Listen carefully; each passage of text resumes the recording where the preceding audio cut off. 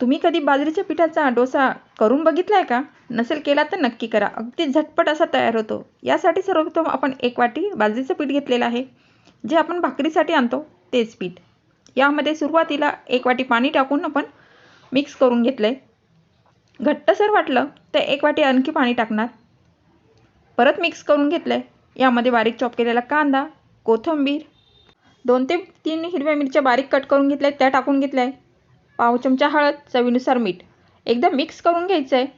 आणखी 1 वाटी आपण यामध्ये पाणी टाकले. म्हणजे टोटल आपण 1 वाटी पिठासाठी 3 वाट्या पाणी टाकून बॅटर तयार केलेलं आहे.